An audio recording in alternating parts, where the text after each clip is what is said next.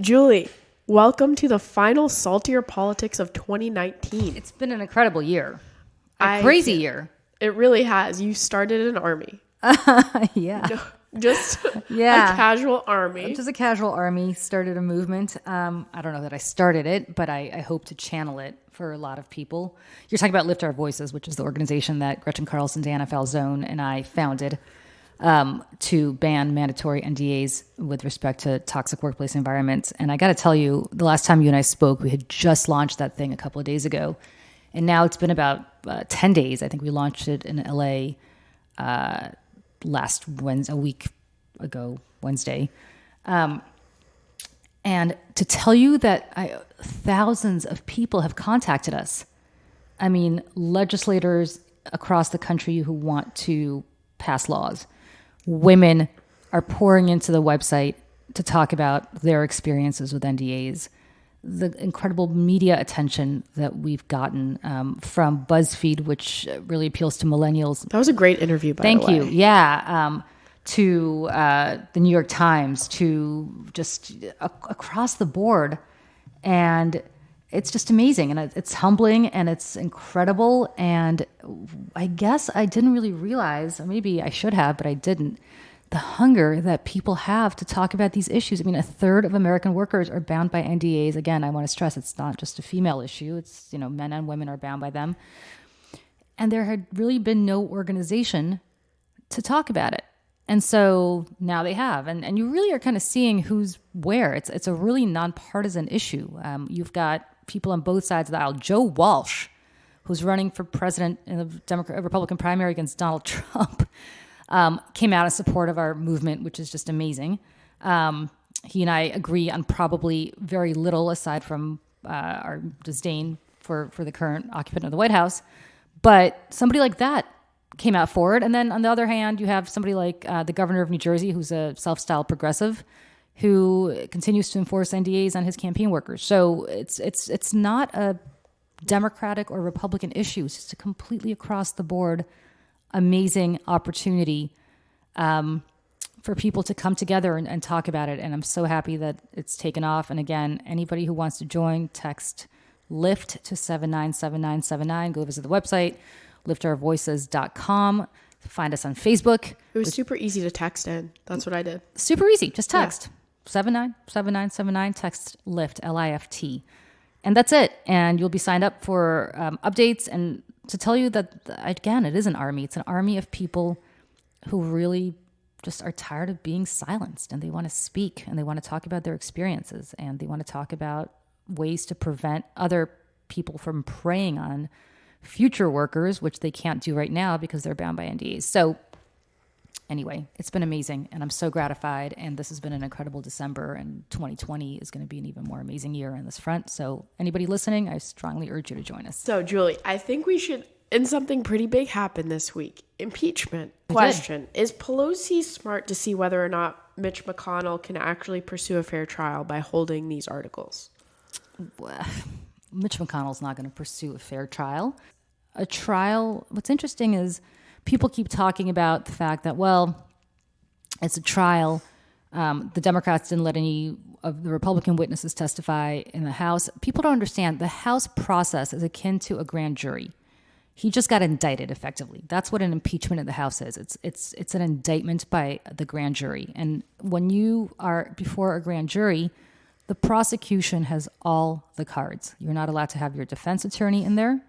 You're not allowed to have your own witnesses testify if you're part of the defense. In fact, the White House refused to testify in front of the impeachment committee, which is more than a grand jury would allow them to do. And a trial is where the defense and the prosecution present their cases. And if that's the case, both sides should be able to present their cases, and both sides should be allowed to call their witnesses and then let the senators vote the way we all know they're going to vote. I mean, he's not going to get removed by the Senate. And what just drives me crazy is I've worked for a lot of members in the Senate and in the House. And so in talking to some of them and talking to some of their staff, I can't tell you the number of people who've said to me, so-and-so congressman or so-and-so senator who's a Republican privately came up to me and said, I know Donald Trump's a dope, and I know he did the wrong thing, and I know that he should be impeached, but I can't do it because I'm scared of getting a primary, and I'm scared of losing my seat. Talk about a snowflake. I mean, yeah, talk about a snowflake, but more importantly, I mean, there's certain, I get it. And we all have to take votes that are, not we all, I'm not an elected official, but I get the game. It's not like people are particularly principled a lot of times on both sides of the aisle. But this is something much more insidious. This has to do with the President of the United States abusing his office to effectively bribe a foreign government into interfering in our election. That's what it was. And it's not, people who don't agree with me, don't spin it. That's what it was. You don't want to have Donald Trump removed because he's appointing your judges, or he's pro-life, or he's, doing whatever the evangelicals want legislatively. Great. But just acknowledge that you've got other priorities in life.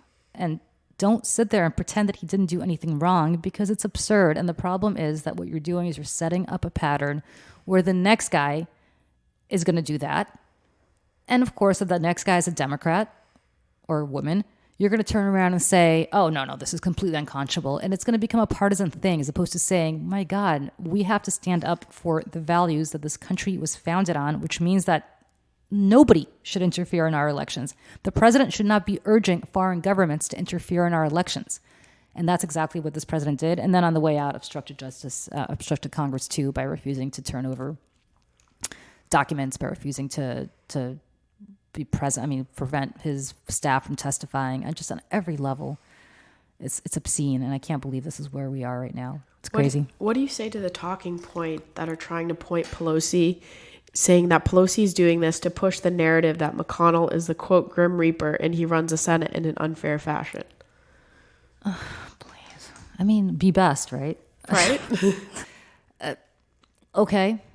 Again, when you can't defend the facts, you defend you debate on process. Right. And it's okay, great. You want to talk process? You want to talk about Mitch McConnell? Mitch McConnell is the Grim Reaper on a whole host of issues, not just this. Mitch McConnell also is the least popular senator in his home state of any senator. His own constituents can't stand him. Coming up right behind him and nipping at his heels, by the way, Lindsey Graham. Oh, Lindsey, yeah. Lindsey Graham, of course. Linz. Lindsey Graham was all but said he was dead man walking in the Republican primary until he started kissing Donald Trump's butt, and suddenly now his political career in his mind has been resurrected. So we all know he's not there on principle. But Mitch McConnell is the master of process. Mitch McConnell will use whatever tools at his disposal, whatever arcane Senate procedure at his disposal, to make this trial as favorable as possible to Donald Trump.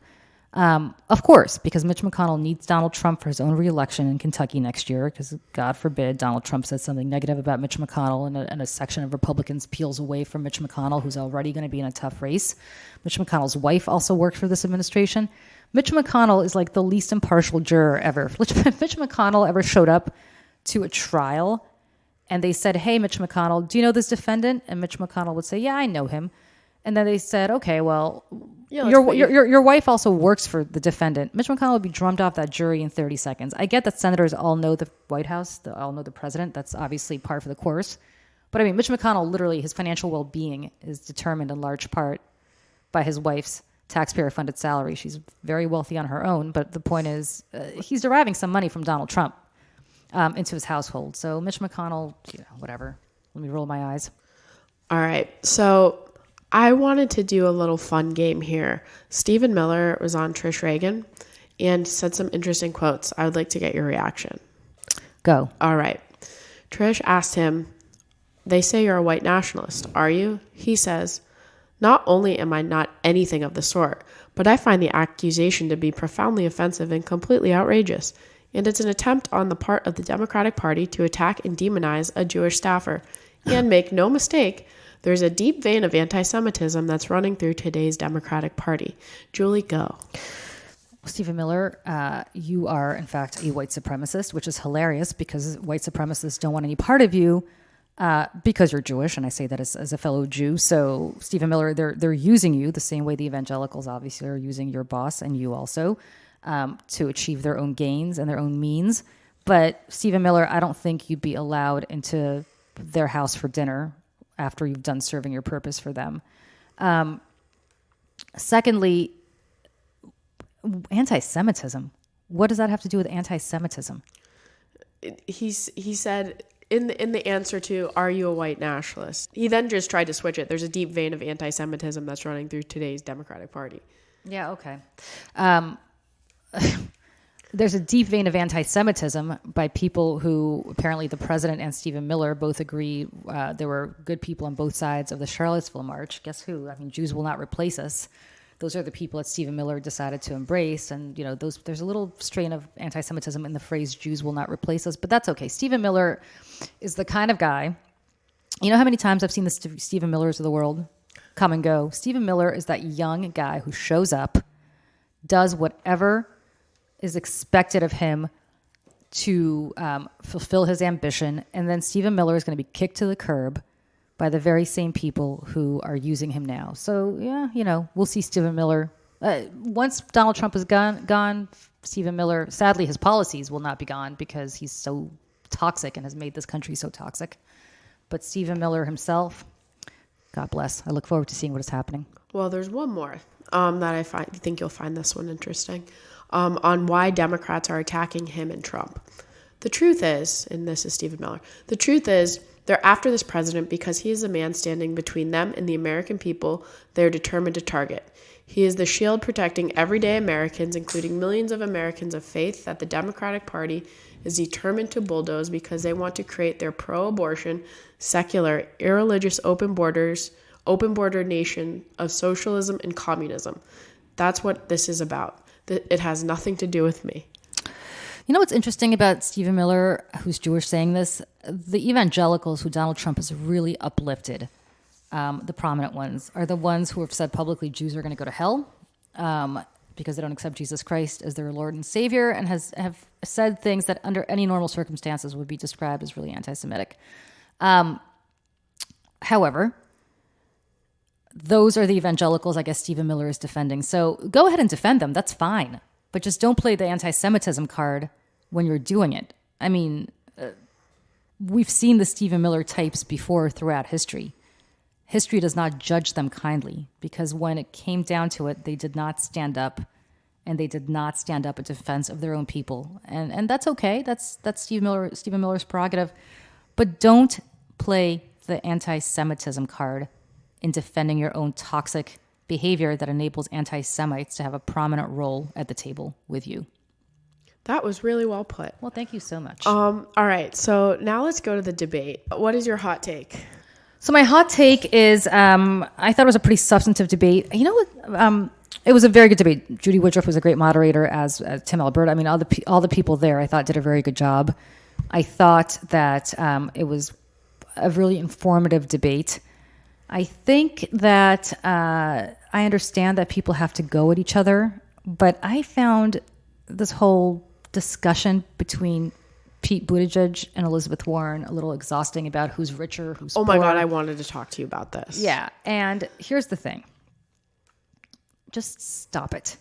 Just stop it. Because I wanted to swat him down when he's like, I'm the only non-millionaire on the... First of all, you're younger than everybody by 30 years. Like... Oh, it's interesting. I wanted to swat her down.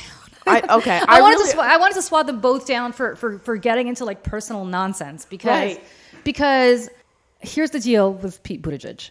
Pete Buttigieg graduated from Harvard, which is fantastic that he got in there, and Pete Buttigieg could have stayed at McKinsey and made billions of dollars, but instead Pete Buttigieg decided to go into public service, first into the military, then into public service, and that's great.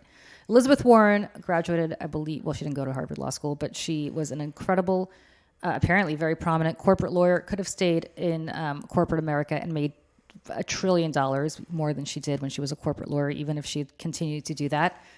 And she instead chose to go into public service and not do that. I don't necessarily care how much money these people made in their lives. Nope. And I don't, like, it doesn't bother me. What bothers me, or what they could have done,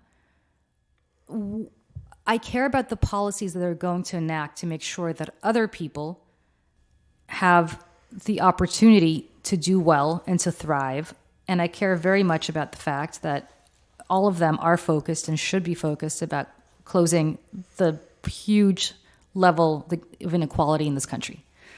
What they did, like, I'm getting to the point where I'm getting annoyed, and I say this as a progressive Democrat, that we keep somehow looking askance at people who were in a position and who worked their butts off to make a lot of money. Like, nobody handed either of these people $1 billion. They were both, Pete Buttigieg, I think his parents were academic. I think Elizabeth Warren's parents obviously didn't come from money, either of them, tremendous money.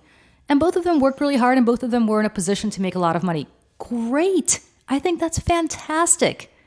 I mean, think about who in the 20th century probably did more to truly help vulnerable people than Franklin Roosevelt. I find it very hard to think of anybody who did more, from Social Security to all of his, to the Tennessee Valley Authority, to all the New Deal programs. Incredibly benefited people who had previously been vulnerable, and Lyndon Johnson with Medicare.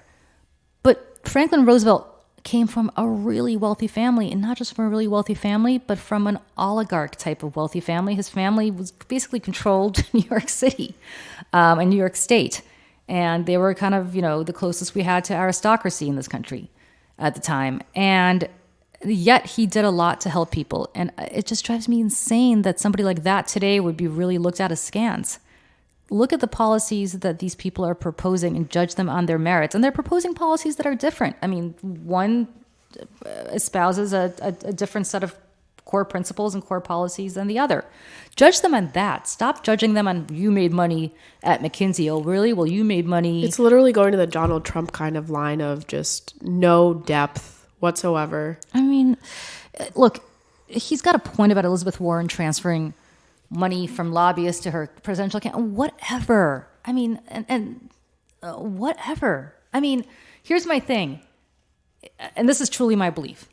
You are a lobbyist or you're a millionaire. You want to give me money for my campaign? Okay. But then I'm going to judge you not on the fact that you took that check. I'm going to judge you on whether your policies are benefiting your big donors and the millionaires who give you money. If they are, then I'll judge you for it. And then I'll say, okay, you sold out to your donor base. If they're not, I really don't care who gives you money. Listen, if some altruistic billionaire wants to give Elizabeth Warren, the max out, $2,700 or $2,800, whatever it is, for whatever reason he wants to give it to her, she should take the money. And she should just continue to espouse the policies that she's espousing that would tax that millionaire at a higher rate than he's being taxed or she's being taxed at right now. That's the part that drives me crazy. I hate the personal stuff. I think it's completely counterproductive, and it takes that eye off the prize. The other thing I will say about the debate is this. We Lift Our Voices called on presidential candidates to come out and support us on the use of a ban on banning mandatory NDAs with respect to toxic work environment, not with respect to proprietary campaign information or proprietary other proprietary trade secrets, but specifically with respect to toxic work environment issues. That's just one issue that affects women, right? And it's a very specific issue that affects women. Equal pay obviously affects women. There are specific issues that relate to women, issues of public health, women's health. I don't feel like we're getting enough of that in this debate. And I don't understand for the life of me why not. These are issues that affect everybody, not just women, but the men who are married to the women, the men who have mothers, the men who are all alone in their world but work with women. It's just, and I don't get it. I don't know why we keep retreading the same issues over and over again and don't expand things to really questions that affect people's lives in a really meaningful way. We're trying to literally change the American workplace with what we're doing with Lift Our Voices, and we're not the only ones. Me Too, Time's Up, other organizations. Why? It's like sometimes I feel like these moderators have forgotten that the last 2 to 3 years have happened. They're still asking questions from 2016. When in fact, genuinely, American culture has shifted in a tremendous way since then. First, Gretchen Carlson's Fox News lawsuit, then the Harvey Weinstein stuff, then Charlie Rose, the Matt Lauer. I mean, there's so many, Ronan Farrow's work, all the stuff that he's done. There's so many examples of how much the culture has shifted, and yet I feel like these moderators are still not focused on that. And I think they owe it to the American public to talk about these issues. And I really think it would benefit the Democrats too to really put these issues on the forefront, especially as a juxtaposition to Donald Trump, who they will be running against. It makes sense as well. And I know millennials and younger too, this is a big deal. And the fact that you're building something to like make the workplace a better place for the younger generations is exactly why these candidates say they're running. And also just the fact that this is an issue. I mean, I talked to you about the BuzzFeed interview that Gretchen and I did a couple of days ago, and it's interesting because we heard a lot from millennials who watch BuzzFeed or read BuzzFeed on this issue. It really is something that the your generation, Emily, not mine, is very much focused on. And the fact that most of the people on that stage yesterday were baby boomers, and I turned to the person I was watching the debate with, and I said to him, when is that generation getting off the stage? Right? Enough. I'm Generation X, and here's what's going to happen. We're going to have a baby boomer elected president again next year, either Donald Trump or most likely whoever the next baby boomer Democratic nominee is going to be. And then it's going to skip right over to the millennials, and then my poor Generation X will be forgotten, as we always are. But the people on that stage, the front runners, I mean, you look at it, Bernie Sanders, Joe Biden, Elizabeth Warren, all people in their 70s. Mayor Pete being the only millennial on that stage who's a front runner. But the three big ones are the three I just mentioned. And they're all quite advanced in the baby boomer era. And what I don't understand is like this notion that this is just how we have to accept things. So let's put out plans to tweak the American workplace under existing paradigms, as opposed to saying, no, we want to disrupt it. We want to seriously look at the culture that the American workplace is pushing forward, and we want to say that we're not going to accept it anymore. I have to say, Elizabeth Warren was great. She came out against, I keep going back to mandatory NDAs because that's just the example I know best, but it's not by far the only one. No, but you're right. When she wants to disrupt it, she wants to disrupt like medicine and make it better. She wants to disrupt the workplace too. And that's part of the whole, it's consistent. Sure, it's consistent. Like you have Elizabeth Warren and Bernie Sanders pushing for Medicare for all. What that essentially would do is get rid of employer-based health insurance, right? Which would tremendously, and nobody talks about this either, but this would tremendously disrupt the American workplace on many levels. First and foremost, employers would no longer have to provide health care to their workers, which is certainly something that employers spend. And as an employer myself who runs a business, I provide health insurance, and I pick up the entire tab. I don't make people who work for me pay a dime into matching their insurance. That would be great. I mean, I would be able to make business decisions in a very different way. It would really disrupt my workplace and the workplace of major corporations. I'm not a major corporation, obviously, but to not have to worry about healthcare.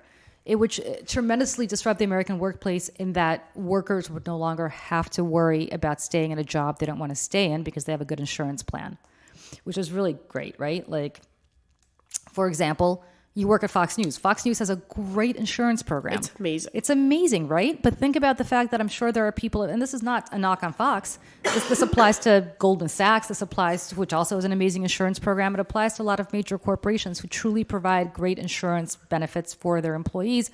There are people who stay at those jobs because of the fact that they have wonderful benefits, and maybe they're sick, or maybe they have like great IVF. I think it's like $25,000 for the first round. That's my point. Like you have IVF coverage, which is, I never had. I went through IVF. I had to pay for that out of pocket. If I worked at a company that provided IVF to me and I was really miserable in that company, I might have stayed there and made that decision because I would have wanted somebody to pick up that incredible tab for IVF, which you're right, back when I did it was about $15,000 to $20,000. Now I'm sure it's even more. You're disrupting the American workplace by talking about healthcare issues, but talk about disrupting a culture, not just specifically on issues of workplace, on healthcare, but talk about disrupting a culture based on the following. And again, I keep going to mandatory NDAs. Everybody who talks about, and I've heard from lawyers who say, well, you have to understand, if there are no NDAs anymore, what's the benefit of workers are going to get harmed, because what's the benefit of people settling? There's going to be no incentive for employers to settle with the people that they are being sued by, because otherwise, if they know that you're going to be able to go out and talk about this freely, what's the point? They might as well just go to court and just do it. That's a great point, except to which I would say they have to think outside the box. They have to think about the paradigm very differently. What we're trying to do is disrupt the American workplace in the following way.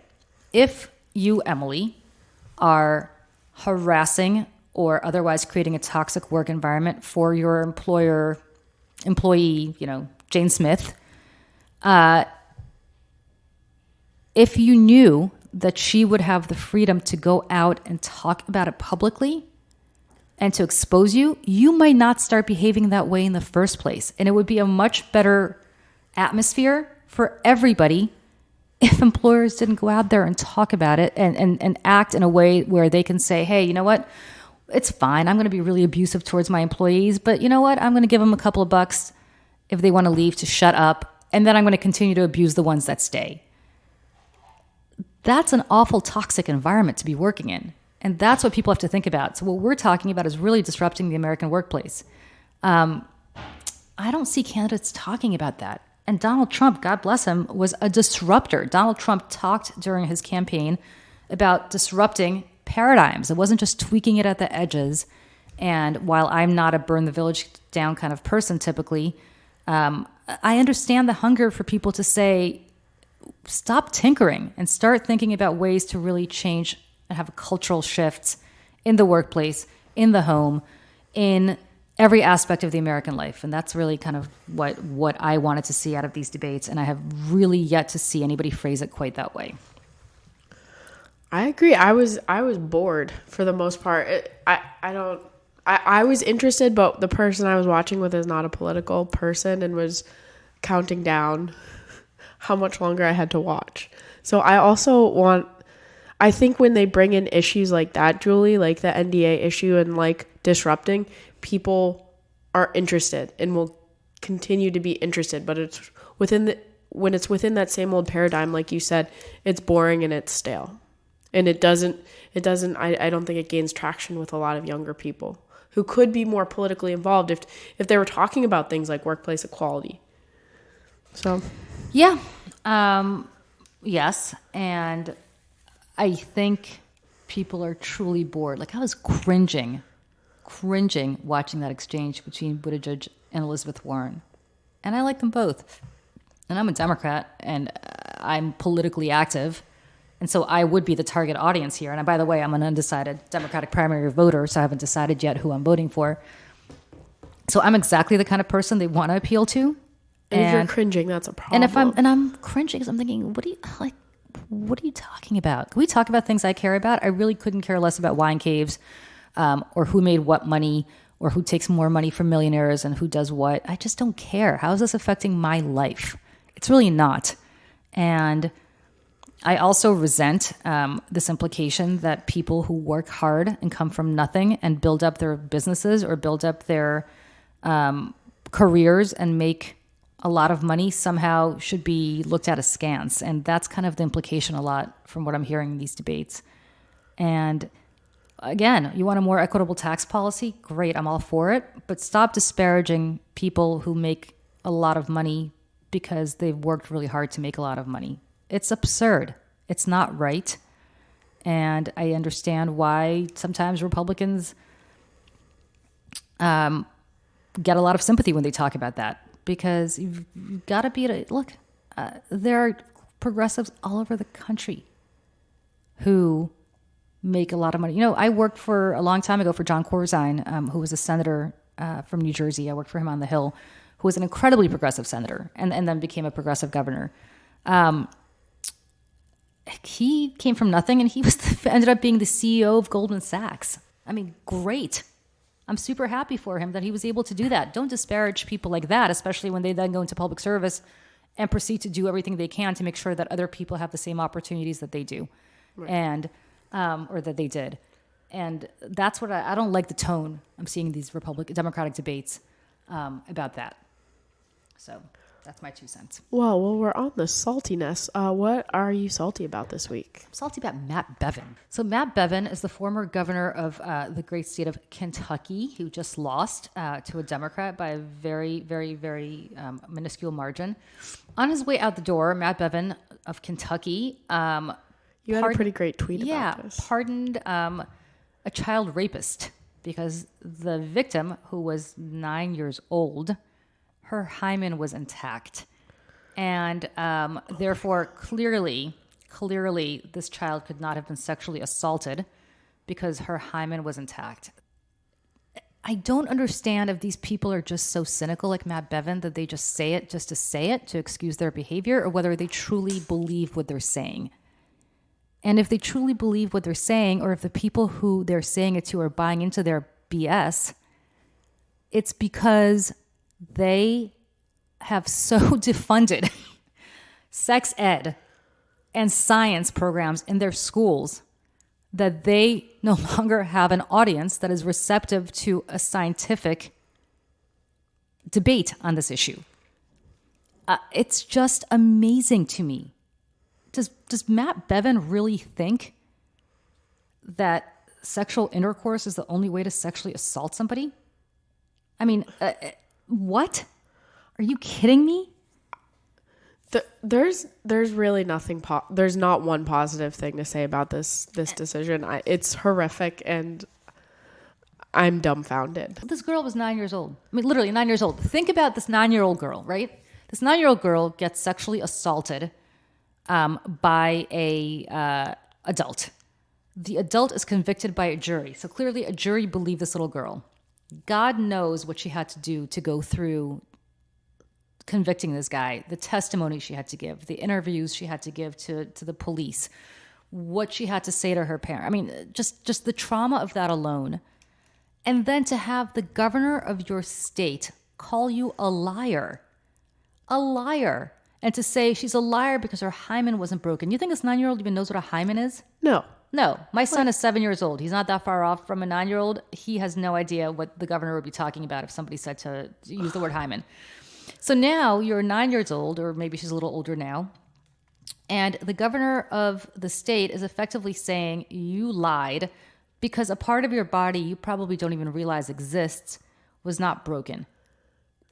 That's so gross. I mean, that's so gross. And he's, by the way, self-described evangelical Christian.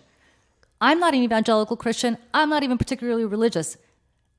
Why is it always these people who are these self-proclaimed Bible thumpers who are the worst people on earth when it comes to morality? Because they're going medieval. Like, I mean, do you just think that, oh, okay, I'm going to just, say that like I found Jesus tomorrow, so I'm going to be like all my sins will be forgiven. So let me sin and be a complete horrible human being until tomorrow when I'm going to have all my sins. Like, where is the moral code? Does this guy go to church? What does he learn when he goes to church? What does he think about? You're attacking a 9-year-old and calling her a liar. I mean, what? It's so cynical. It's so gross. It's beyond making me salty. It just makes me so angry.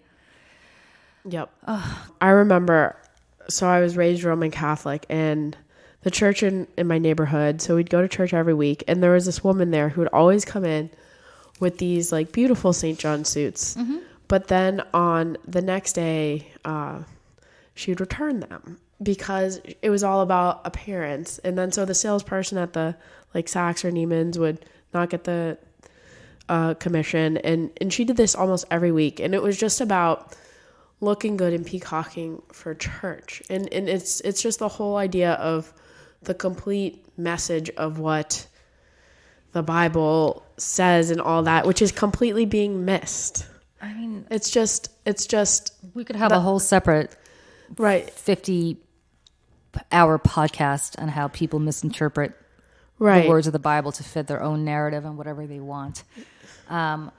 And again, while I myself am not particularly religious, luckily for me, I had a very good classical education, so I am very well versed in the Bible, both the New and the Old Testament. And it's just very interesting to me in talking to some of these people who are self-proclaimed evangelicals.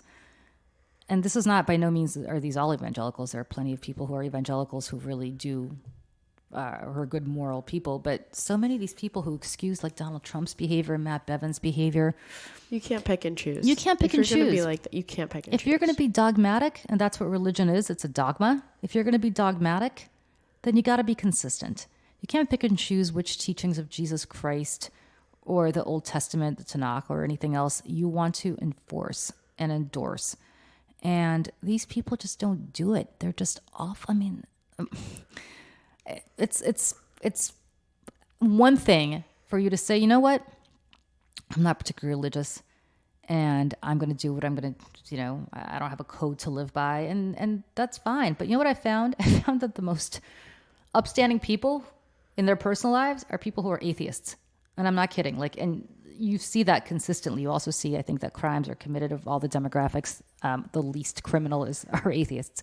But because they answer to themselves and to nobody else, and they have to look to themselves and to nobody else for forgiveness, and therefore they act in a way that doesn't require anybody to they don't get out of jail free cards from others. They get it from themselves, and most of them understand that the buck stops with them. But Matt Bevin, I'm sure goes to church every Sunday. And I'm sure goes to church and, gives money to the church. And I don't know. I have no idea about his habits. It's just sad. It is really just not right. And it's awful. And he's disgusting. And so that is what's making me salty this week. That actually might make me more salty than anything else this year. So Happy New Year. This is literally but 2019. Superlative. What's making me saltiest in all of 2019, ironically enough, it's that. It's this disgusting human being. I'm so glad he's out of public office, and I hope he's run out of town on a rail if he ever tries to run for anything again. A woman. All right. So I'm unfortunately salty at JK Rowling. She recently gave her support to Maya Forstater, I think I'm saying that right, a think tank researcher who lost her job as a tax expert after her opinions on sex were ruled, quote, absolutist, tweeting that transgender women cannot change their biological sex. Rowling defended Forstater, tweeting, dress however you please, call yourself whatever you like, sleep with any consenting adult who'll have you, live your best life in peace and security, but force women out of their jobs for stating that sex is real. The former actress who played Matilda gave a good tweet in response to this, which I agree with. She said, quote, what exactly is to be gained by using your platform to be cruel and exclusionary to one of the world's most vulnerable populations, trans people? And then another one of my favorite people on Twitter, Charlotte Clymer. She's a human rights campaign activist. She listed a swath of the top medical organizations across the globe that affirm trans people, and that trans and non-binary people are valid and should be affirmed in our authentic identities. If you truly respect science, you respect trans people. So there's two issues here, right? Let's unpack them. One is whether somebody should lose their jobs for stating their beliefs and speaking freely. Was her job in dealing with gender and sexuality? She was a tax expert. Okay, so, she has the right freedom to speak whatever she wants about however she wants, and I don't know that she should have lost her job because of that. What I'm hearing that JK Rowling is saying is not that she's defending her from losing her job because she said something controversial. It seems to me that she's actually defending her views. Right. That's the problem. That's the problem. Right. See, I don't know that this woman necessarily should have lost her. If her job was to actually deal with gender and sexuality, then yeah, clearly she's not qualified to do her job based on all the stuff that you just mentioned about scientists and others affirming transgenderism. But if you lose your job, if not lose your job, if JK Rowling is actually defending the belief that this woman espouses, then I got a real problem with her. That's crazy. Right. Right, and that because she's been such a defender of like gay people, of so many other things, Totally out of character. Right, and so she hasn't clarified, but Jamila Jamil unfollowed her on Twitter after this, and it also just shows again to kind of your point about the education that's out there in the world. And people need to be rightly educated about transgender issues, about sex ed, just different things like that. Because, education is really key to clearing up a lot of these ignorant statements and actions. Yeah. You know what's interesting? I'm old enough to remember, I don't know if I ever told you this. So when I was in college, I had this friend named Jason, whose last name I will not repeat because I don't want to embarrass him. But I had this friend named Jason, and Jason and I had this really big debate. This is like 1992, 1993, the latest, talking about gay marriage equality, which was completely unprecedented and heard of at the time. And essentially, everybody now who espouses marriage equality, about 90% of them opposed it back then because that was the way society was. And he and I talked about it, and I said, what do you care if two gay people, gay men marry each other, women marry each other? No, it's not right. Women are, whatever. He was opposed to the notion. And I remember saying, what do you care? Like, what do you care? And it was just a very novel thing for me to believe back then. And ironically, my father, of all people, who is, came from the Soviet Union, which was not known for its progressive policies, was actually totally on board with me. We're like back in the early 90s, late 80s. We're like, who cares if two gay people marry each other? And everybody kind of was like, what? That's really controversial. I can't believe you're saying that. Anyway, the point is that Jason now is married to his husband. And so presumably now believes that marriage equality is a good thing. I feel like the transgender debate right now is the same, where you have people who are otherwise progressive people on civil rights issues. Like Jason would never have said that a black man and a white woman can't marry each other. But 20, 30 years before that discussion, that was the controversial subject. Loving versus Virginia. Remember, the Supreme Court only in the 60s affirmed the right of interracial marriage. So I feel like transgenderism is the next battle here, right? Gay marriage, except unless you're completely, in the boondocks, mentally, not physically, has been accepted as it's fine. Like nobody's looking askance at two women walking down the street holding hands anymore. Maybe they are in some places, but certainly not as in society at large. It's not that controversial anymore.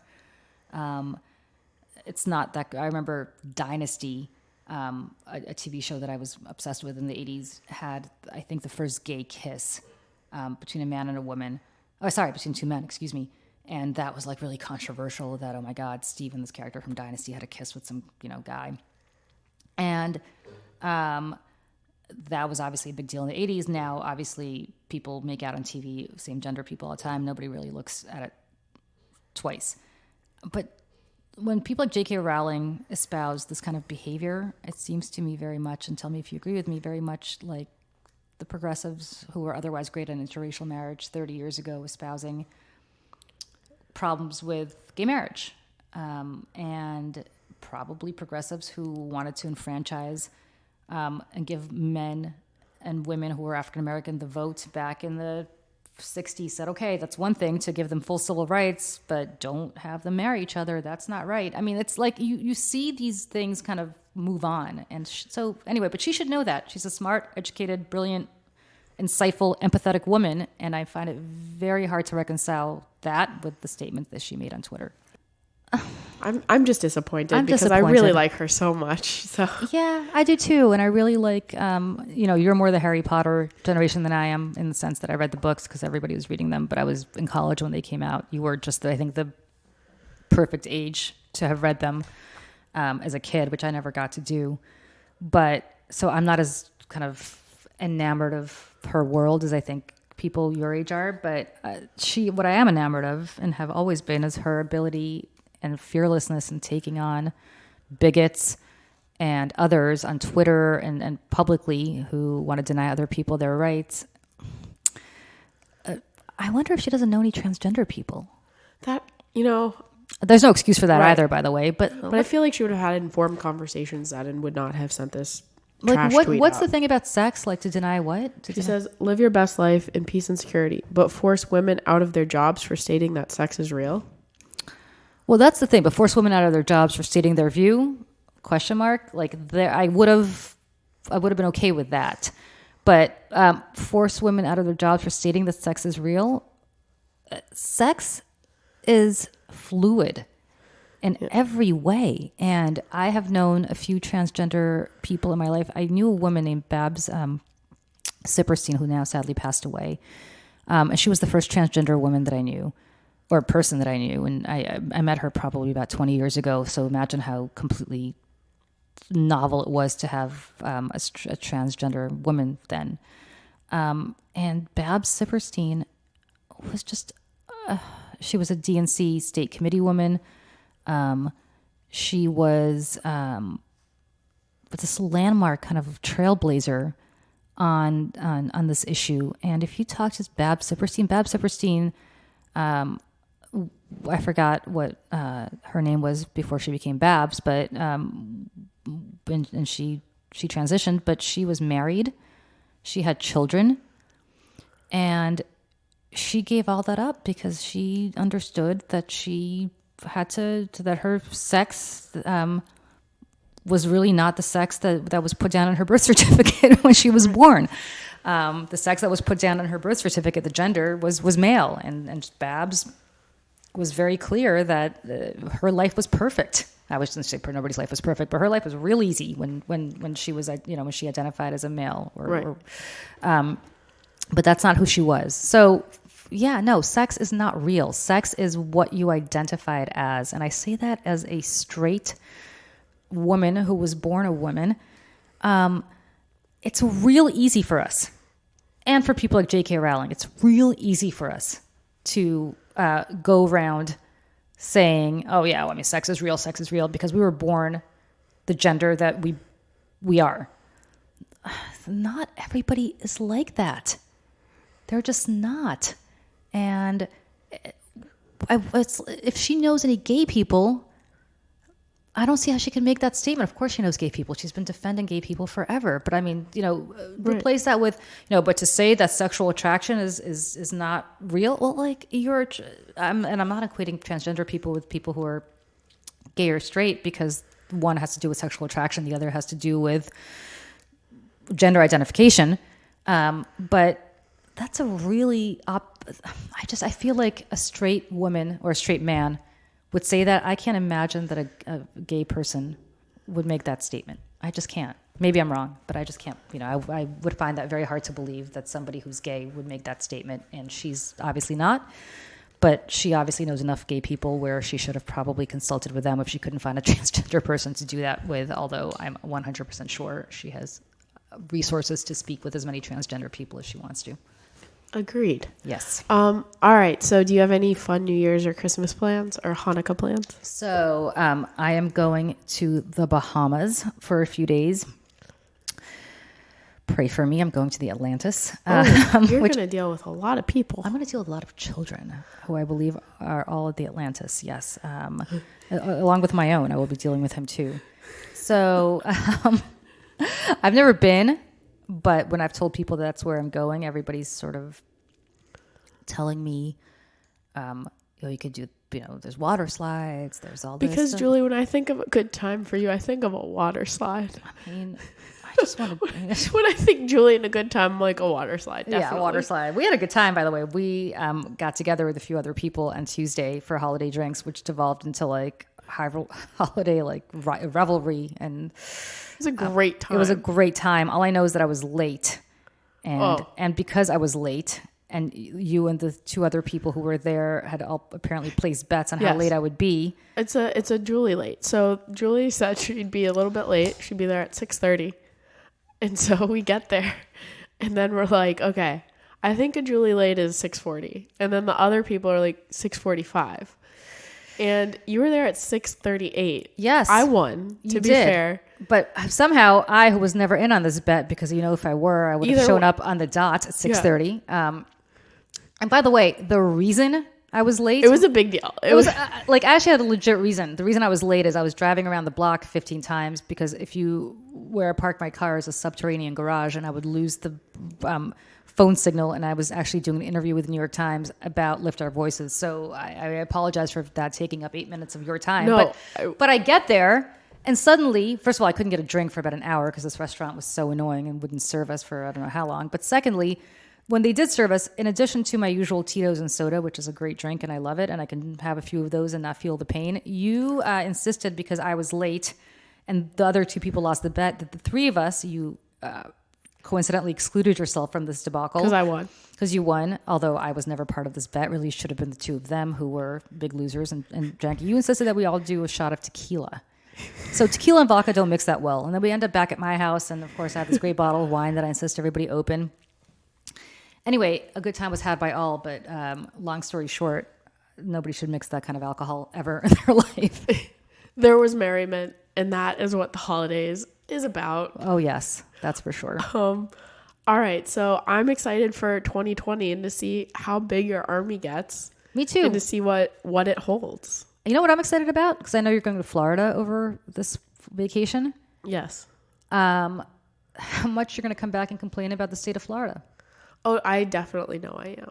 I know. This is the first year in a couple of years that I'm actually not going to Florida. You know, my son is obsessed with Florida, which is hilarious.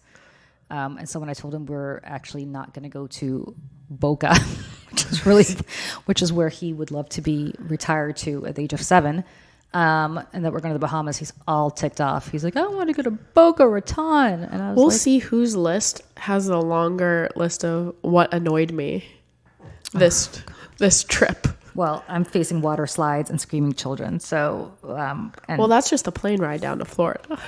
Oh, that's true.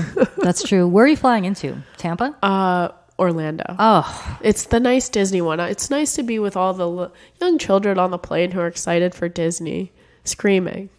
I wouldn't fly into Orlando if I lived a mile from the airport in Orlando. I would fly into Tampa and just take the hour drive. So it's nice. And then on the way back from Florida, I get with all the burnt New Englanders who've been like sunburnt from their time in Florida, and then they're still screaming babies. So it's, it builds character, and it's made me the person I am today. So it's okay. So. Totally. Well, we'll see, because I will be on the Atlanta shuttle or whatever plane ride to the Bahamas. And when I get there, there will be screaming children and water slides. At least you don't have to deal with water slides. No. Water slides. And like the big attraction is and by the way, it looks very lovely, and I'm very fortunate to be able to go there. So I'm not complaining at all that there are people who obviously can't have any time off on over Christmas or go nice places like the Bahamas. I'm just saying that I'm going to be there with a bunch of children screaming which include my own. And unlike you, who can go to your room after you get off the airport and shut off the screaming.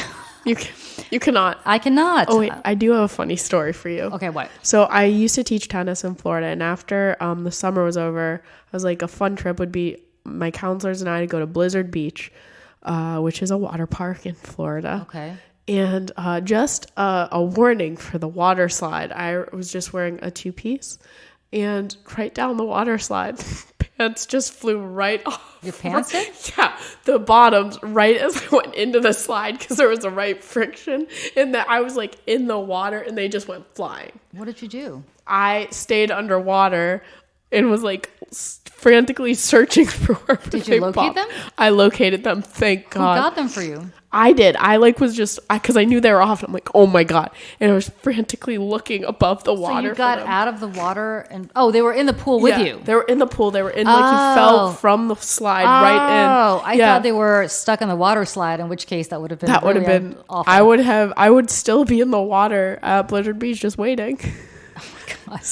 So Julie, this is a warning. Be careful. I'm getting a 1-piece. Yeah, this there does you not go. have to happen. You could just do that too. Yes, I'm getting a 1-piece. What I'm not getting is a pair of full body Spanx, which apparently from the previews that I've seen of Bombshell is what my character is trying to get into. How fast you'd go down the water slide.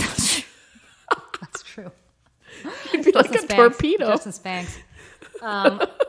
Yeah, I'm not a big water slide / roller coaster / whatever person. Me neither. Yeah. Well, I'm about to become one. Maybe I'll just go swim with the dolphins or something. Anyway, Happy New Year. Merry Christmas. Now that Donald Trump says that we can say that again.